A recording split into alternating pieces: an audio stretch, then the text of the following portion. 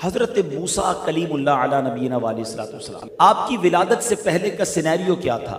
مصر کی سرزمین میں فرعون کا غلبہ تھا اور اس نے خدائی کا دعویٰ کر دیا تھا کہ اس کو کسی نے بتایا تھا ایک خواب کی تعبیر میں کہ کوئی ایک بچہ ایسا پیدا ہوگا جو تمہاری ہی سلطنت میں سے ہوگا اور وہ تمہیں ہلاک کر دے۔ حکم جاری کر دیا کہ بنی اسرائیل میں جو بھی لڑکا پیدا ہوگا اس کو قتل کر دیا جائے۔ اب اس کے وزیروں نے آ کر اسے بتایا کہ اگر اسی اسپیڈ سے بچے قتل ہوتے رہے، اوپر بوڑھے مر رہے ہیں، نیچے بچے تم آگے بڑھنے نہیں دے رہے، تو آگے جا کے نظام حکومت کیسے چلے گا؟ ہمارا خادم کہاں سے آئے گا؟ نظام کام کرنے والے لوگ کہاں سے آئیں گے؟ تو پھر اس بے وقوف آدمی نے یہ حکم جاری کیا کہ 1 سال لڑکے قتل کیے جائیں، 1 سال کے لیے چھوڑ دیے جائیں۔ مگر جو قتل کرنے کا سال تھا اس میں حضرت موسیٰ علیہ نبینا علیہ السلام کی ولادت ہوئی۔ وہ کہتے ہیں نا، ہم سنتے ہیں جسے اللہ رکھے اسے کون چکھے۔ اللہ کریم نے خواب میں یا فرشتے کے ذریعے ان کے دل میں یہ الہام ڈال دیا کہ حضرت موسیٰ علیہ السلام کو تم دودھ پلاؤ۔ اگر ہمسایوں کو پتہ چل جائے اور وہ شکایت کریں فرعون کی طرف تو بے فکر ہو کر حضرت موسیٰ کو اپنے بیٹے کو دریائے نیل میں ڈال دینا۔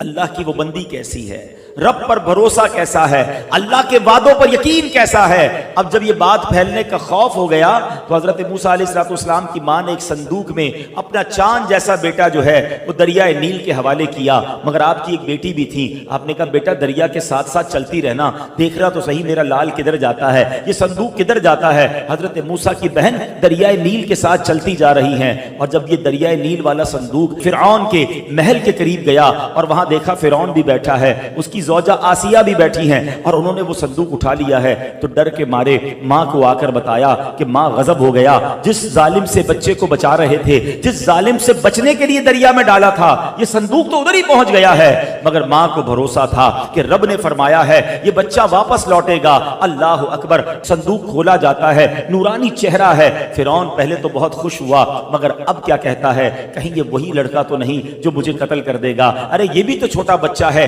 یہ سال تو بچوں کے قتل کرنے کا ہے۔ اللہ اکبر، حضرت آسیہ جو فرعون کی زوجہ ضرور ہیں مگر اللہ والی ہیں، انبیاء کی نسل میں سے ہیں، حضرت آسیہ کیا کہتی ہیں، دیکھو تو صحیح کتنا نورانی چہرہ ہے، اور یہ تو سال سے بڑا لگتا ہے، تم نے تو اس سال والے بچوں کو قتل کرنے کا کہا ہے نا۔ حضرت موسیٰ کی گروتھ بڑی اچھی تھی، آپ کی ہائٹ بڑی اچھی تھی، اور اب وہ کہتی ہیں یہ بچہ ہماری آنکھوں کا نور بنے گا۔ بہرحال فرعون کو کسی طرح اس نے راضی کر لیا، مگر یہ تو بچے کے دودھ پینے کی عمر ہے نا۔ اب بچے کو دودھ پلانے کے لیے آیا لائی گئیں، خواتین لائی گئیں، وہ کسی کا دودھ نہ پیے، اور وہ رونا دھونا مچا رہے تھے۔ حضرت موسیٰ کے پاس ان کی بہن پہنچ گئیں اور وہ جا کے فرعون سے کہتی ہیں ایک خاتون